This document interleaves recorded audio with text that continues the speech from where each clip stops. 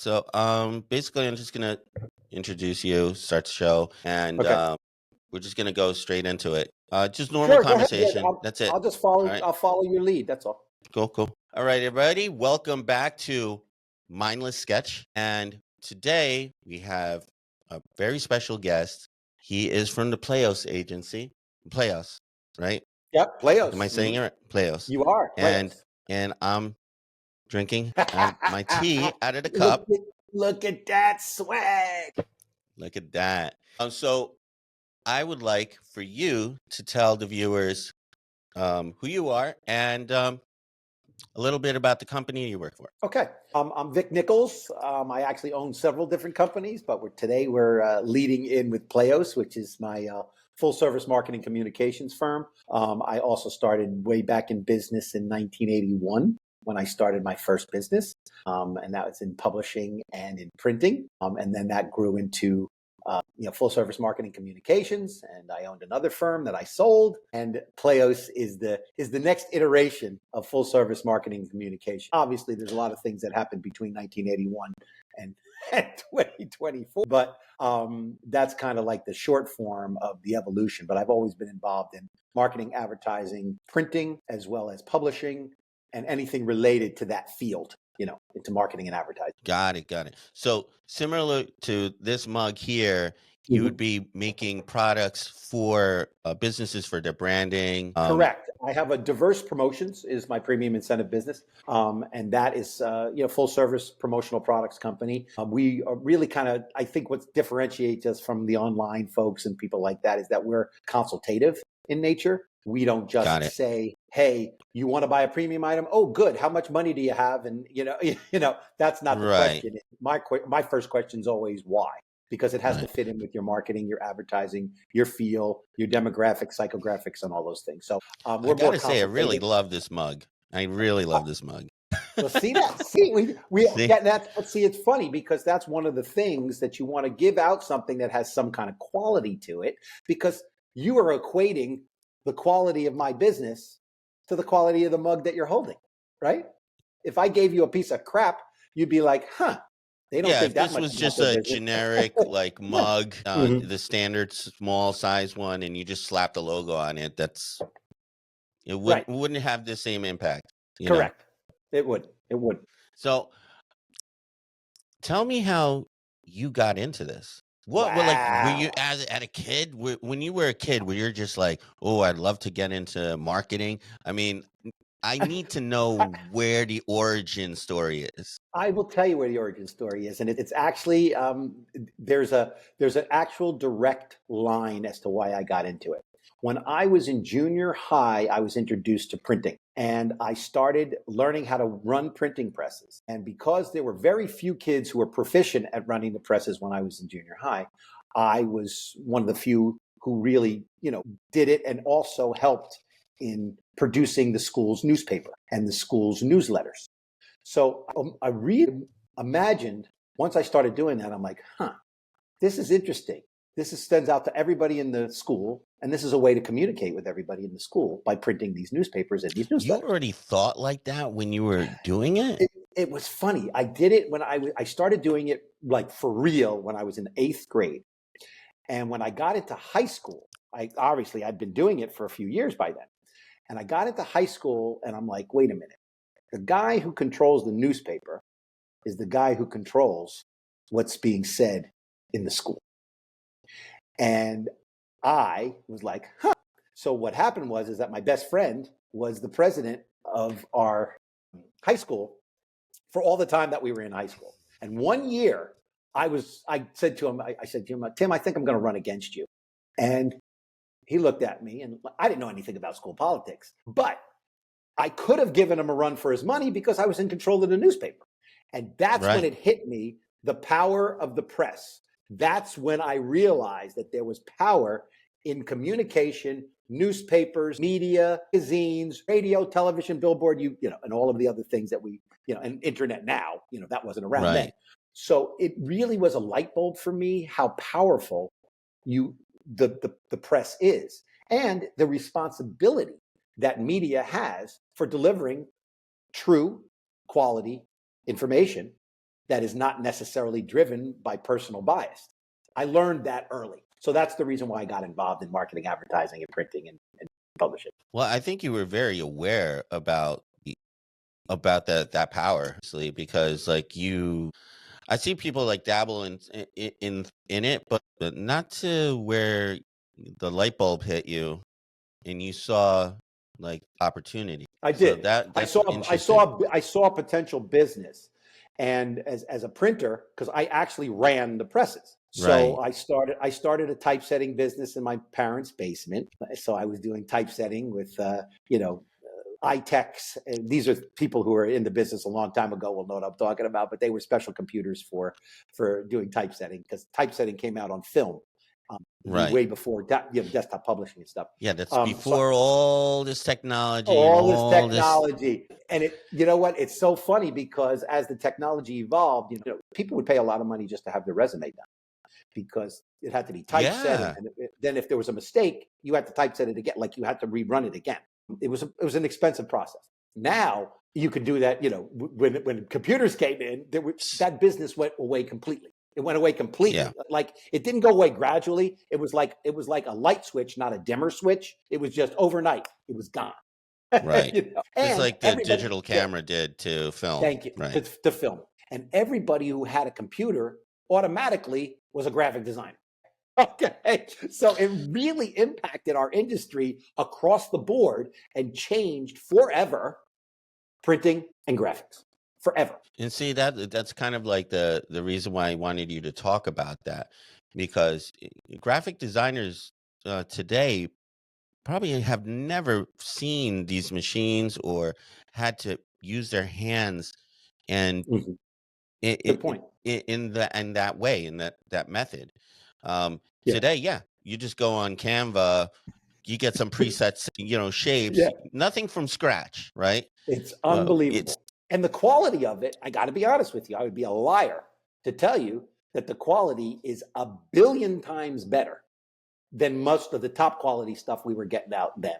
We right. had to run this out. Then we had to shoot film, opaque the film, make a metal plate, put the metal plate on the printing press, and then print.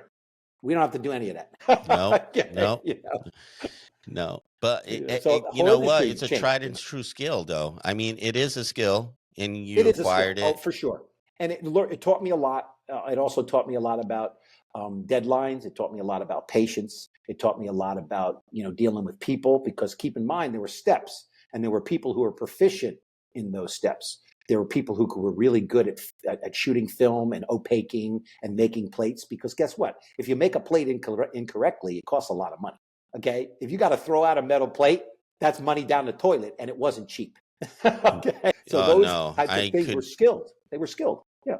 Yeah, no, that it's heavy duty, high quality, and just yeah, it's outdated now, Yeah. but you have to respect everything, just like you did film, how Yeah. photos Sure. used to be processed back in the day. But I think the benefit that you already had kind of a preset like entrepreneur um mindset, I did. I absolutely did. You're right on the money. I did have an entrepreneur mindset, because I always looked at things from how I could leverage them. And I'll just share a quick little thing to give you an idea of my trajectory. When I was on the playground, when I was a little kid, I would run to the candy store during lunch. I would take orders from people, and instead of Oh going to my lunch, I would run gosh. to the candy store, and I charged them a fee to go to the candy store. And the money that I had left over from my fee, I would buy more candy. So as the day went on, right, and people wanted more candy, I charged them twice what you would pay at the candy store, because I already had the candy. So that was my first business, was selling candy out of my desk in grammar You're school. already hustling. I was hustling, baby.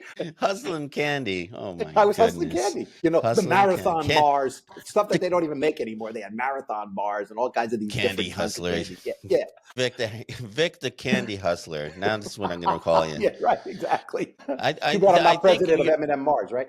yeah, exactly. You're like, stay away from my candy store. Exactly. It It's was like getting fun a though. it's like Those a are how I candy learned. scalper.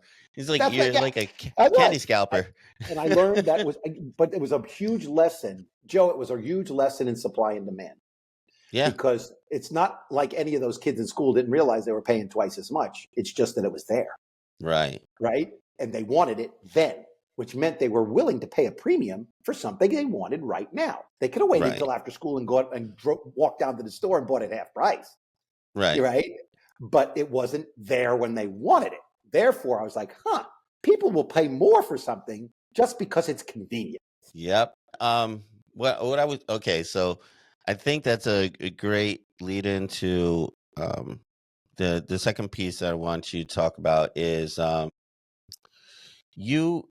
thing is that not only do you have that entrepreneurial mindset, but you also have the ability to kind of network with people. And I know that this show is mainly targeted toward artists that are aspiring artists or professionals that want to be Mhm. art professionals. I feel it's a good resource to know things that you need to apply to yourself as an artist, because sometimes you forget that you need to run it as I know artists hate thinking of themselves as a business, but if they want to have longevity, they need to treat it like so. And, I Agreed. think what we're trying to get out of this right now is basically just just kind of letting you guys know that there are other aspects outside of just the creating area, that pocket that you try, or just box that you try to stay inside of, Right. that there are things that you can do to kind of attract, because at the end of the day, the artist is always looking for their artwork to go out there to be bought, sold, resold, or find other avenues to get commissioned, Hmm. find or find solid work at an agency or of some sort. And if you're in music, it's still the same. It doesn't matter what kind of artist you Whatever the are. art You is, could, sure. Hmm. whatever the art is, right? So um I know that you actually have, you're also skilled in people skills, right? So I want you to Hmm. kind of talk about the people portion of it, because I think, like, since artists are very introverted, Hmm. you know, I don't know if there was a time that you ever weren't, I or think you might have maybe to. there was a You might. time that, You might have to check with my mom on that, but because I don't remember it. yeah, I because don't I think remember it. most of the times artists are afraid to be around a lot of people, and they just don't know how to engage. But Mhm. I think, like, what would you advise for something like that? I mean, if you definitely have apprehensions or anxiety about being around folks and connecting with them, especially as it relates to your art, like you said, whatever your art is, whether it's music, whether it's fine art, whether it's painting, whatever it is, dancing, whatever it is, you got to you can't just like be thrown into the deep end. You know what I mean? You definitely want to be able to kind of gradually do that, but it's absolutely a required, necessary skill. Is everybody a master networker? No. Does everybody have to be a master networker? No, they don't. But what you do have to do is you have to understand that interpersonal relationships drive everything, and people will do business with people they like. So if you're an artist and you're out there at a show, it could be a street show, and somebody comes up and you engage them in the conversation about your art sincerely, the way why you did it, your feeling about it, if it's a painting or whatever it is. Once you build that rapport with them, your odds of them actually buying your product are doubled, literally doubled, if they like you. And I think a lot of artists make the mistake, and people do in business as well.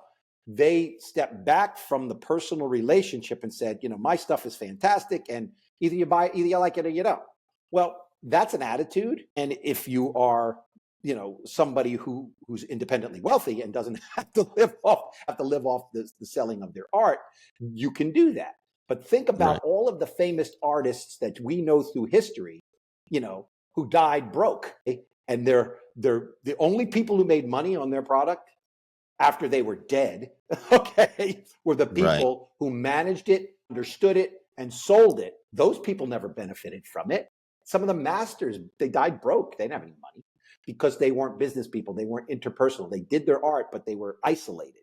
So I think, especially in this day and age where you can have social media and other things, you need to develop that skill. It can be developed slowly. It doesn't have to, like I say, you don't have to get thrown in the deep end, but it's something that absolutely, if you're not good at it, you should seek out some assistance to help you get over that hump. It's so important. So important. Oh, I totally agree.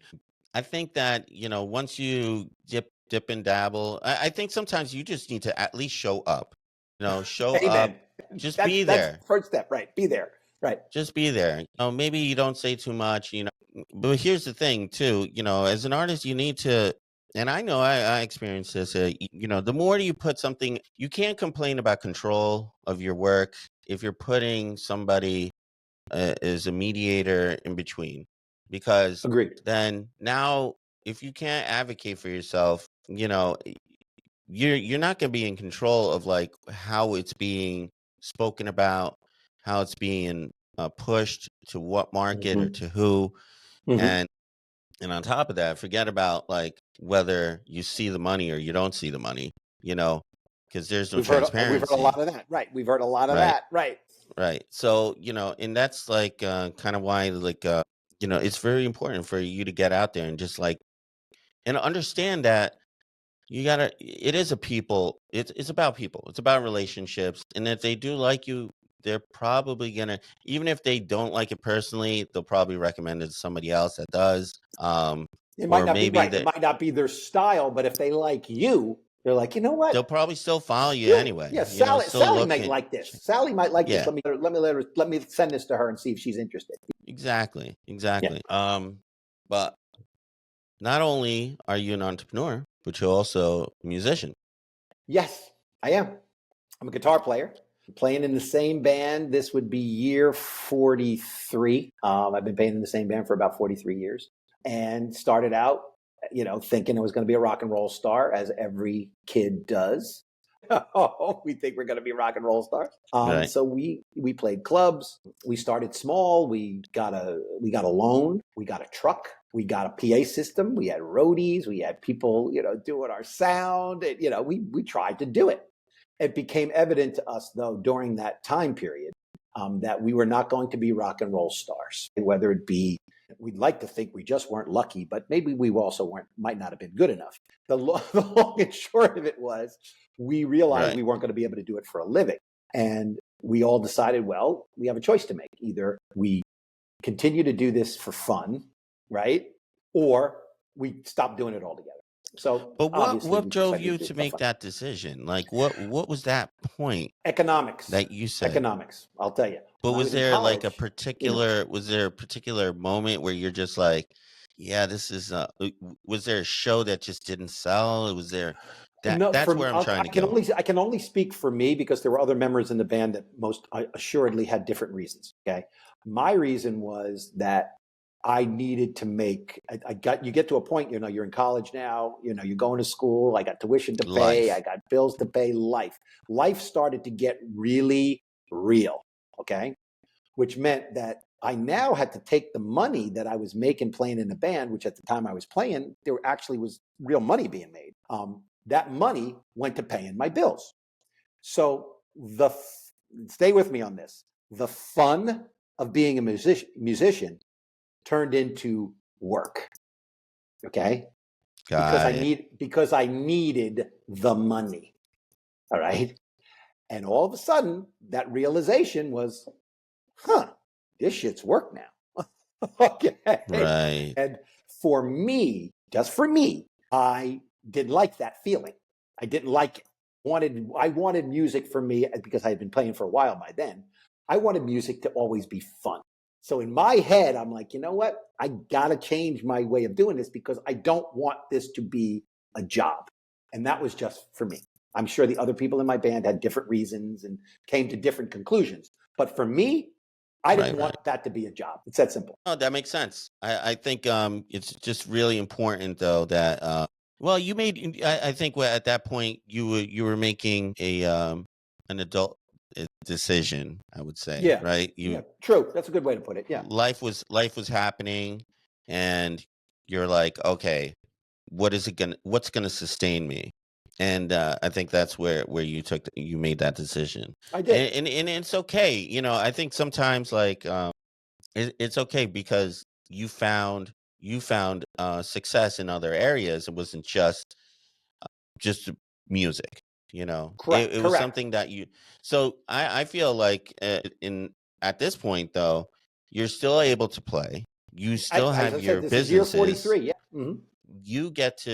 You almost have like the perfect setup. You have your businesses, and then you still get to jam, right? Yep. And Yep. and a lot of people don't get to do that because sometimes we're so overweight into our jobs, our main jobs, that Yeah. we Good point. don't make we don't take the time to have the simple pleasures of being artistic, and you still have your artistic side while still Correct. it's kind of like you balance your left and your right brain in a way. Yeah, and actually that's a pretty cool way to describe it. I mean, I never, obviously, until we have a conversation like this, I never looked at it in a linear fashion like that. I mean, it just worked for me.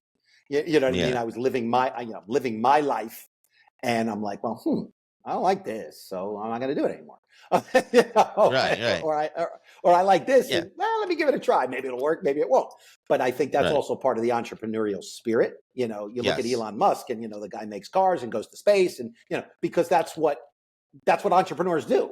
Yeah, you You give know? things you just give it a shot and you get it Yeah, go, right? exactly. And if it works, it works. It doesn't, and then Move you on. move And on, if you're right? and if the key to that, and there is a little bit of a lesson in there, Joe, is that Yeah, the one thing I would say to entrepreneurs, young and old, is that be able to make a decision quickly. If something's not working, get the hell out.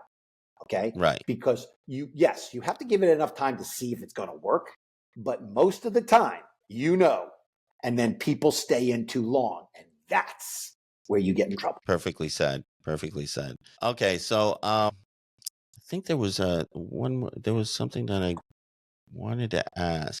Drawing a blank right now. That's See, okay. oh, no, no, no. I know exactly what it was. Okay, so I don't know if you know why I chose like to do it under the name Mindless Sketch, No, I didn't. but Tell me. okay. I want to know. So it kind of echoes what your entrepreneur spirit a little bit in the way, but from an artist perspective, right? So I'll get into originally the name just came, it was just a TikTok page. And the Mhm. reason why I made the TikTok page and I called it Mindless Sketch, the reason was that I would get artist block. So every time I have artist block, I need to dump the garbage. And the only way to dump the garbage or to see if the idea is, whatever I have, and it's usually just illustrative, I Mhm. would sketch it out, and it doesn't. I said to myself, I'm going to draw whatever I draw, and if it's good, it's good. If it's bad, it's bad. I don't care. I just want it out of my head, right? So I would do that, and I would put it on the page, and I would do the time lapse to show my process to just get that image out and finalized. Right? Got it. So I, and that was just for me. But for the show, where I started thinking about it and like mindless, I call it mindless sketch because mindless sketch. So when you sketch, you're sketching because you have an idea and you're trying to, make it something real. Mhm. And usually on the voyage in is that, you think about how that's going to be. You're trying to create that you have a vision and you're trying to make it something tangible. So sometimes you overthink, sometimes you get stuck in your head. So I just said, you know what? I'm not going to think. I'm not going to care. Yeah, I'm just I'm going just going for to, it. I'm just doing Yeah. it. And if it works, it works. It doesn't work, it doesn't work. And that's why I called it mindless sketch. But It's that's a just that's a being really smart devoid, thing. Yeah. Yeah. of obstacles, obstacles in your mind and Head just trash and going with and gut. others. Right. Right. Just going with instinct, right? So yeah, so that was the purpose of that. And that's why like I think it echoes what you're saying with the entrepreneurism and just like you got something, you want to do it, just do it. So if you Yep. want, if you're an artist and you don't know what it just just do. Sometimes you Yeah. just need to just do. Dude, sometimes, and we've all heard hundreds of interviews with, our favorite artists and things like that. And always somewhere in that interview, it's like, yeah, I was going through this horrible thing and all of a sudden this song just poured out onto the page. Right. You know Right. what I mean? It's like, I didn't think about it. I just it poured out because was how I was feeling. Right. Right. It's not They how I popped the was cork. thinking. Right. It wasn't how I was thinking. It was how I was feeling. Feeling. And Yeah. boom. And it happened. And they're like, I don't even know where the hell it came from. You know what I mean? And that to me is is the crux or the genesis of true creativity. That is not planned. Perfect. It's not planned. Yeah, no. Some of the best things come out of no plan. Yeah, exactly. Amen. Amen. Okay. So before we start wrapping up, I do want I want you to mention any kind of projects that you want to kind of highlight right now and let the viewers know that's coming up. I'm going to mention 2 projects and I'm going to mention 2 events. I've got one of the project is my publishing business, which is DMC Publishing. I actually produced the visitor's guide for the city of Newark. So that's going to be coming out this year. Okay. So I'm very happy about that. It's an annual publication for the Convention and Visitors Bureau of Newark, the city of Newark. I also have my magazine, which is called Newark Bound Magazine. And that's going to be out this year as well. I'm going to be relaunching that. That's been out before, but I'm going to be relaunching that. So keep your eye out for that. And then I have 2 events coming up. One is April 5th. That's going to be at the Wilshire Grand in West Orange. And that is a breakfast, and it's called Meet the Mayors. It's free to attend. So that's one of my events. And my second event is actually April 25th at the Crystal Plaza in Livingston. And that is my annual networking event. And that is an evening event. And that event is really it's about networking. We do it at the Crystal Plaza. We do it kind of at a higher level, as far as the quality of food and, and the location and things like that, because we want to create a comfortable atmosphere that invites people to meet each other and to network. That's the purpose of that event. Right. So those are probably, I would say, the closest of the 4 things that I'm working on right now. All right. Perfect. And where could they find out more information? You can find out more information. The easiest probably is to go into my LinkedIn, Vic Nichols on LinkedIn. I have all my events there. I have all of my companies there. I have all the things we're up to there, or they can always reach out to me. I will give you my email address, which is vnichols, Nichols, at dmcpublishingllc.com. So anybody who actually wants to reach out to me directly, feel free. That's also one of the things that I always talk to people about is be accessible. Being accessible to people helps you build relationships. Absolutely. Yeah. So we'll add some of that information to this in the comment, not the comments, but your description. So before I let you go, you got to do one of 3 things. Okay. You either have to sing something, draw something, or give a quote. Okay. Or inspirational words. The final thought, I would say. I'm gonna say for this, and I'm not gonna take credit for this quote because I heard it in my times of listening to people, or maybe I assembled it in my head. I don't know, but it stuck with me. Okay, and it stuck with me, and it's something to really, especially entrepreneurs, artists, anybody who's involved in business, directly and tangentially, is procrastination is the assassination of the destination. Wow, that's good. I'm telling you, I'm going to put it on a t-shirt. It's so true, and that will definitely stop you every single time. Beautiful. Well said. Yeah. I mean, there's nothing deadlier than the assassination of your destination. There you go. So remember, guys, don't procrastinate. Thank you, Vic, for being on the show. Thank you for having me, brother. It's good to see you. No, it's great to see you too. And guys, if you want to, please leave comments, like the show, definitely share it with others. If you guys want to, reach out to me or And if you want to talk to Vic, Sure. definitely reach out to Anytime. him. Glad to have you. And I hope you find this very resourceful. And until next time, enjoy. Remember, Thanks mindless again. sketch. Thanks again, Joe. Yeah. All righty. All Bye. right, man. Oh, hold on. Let me stop recording.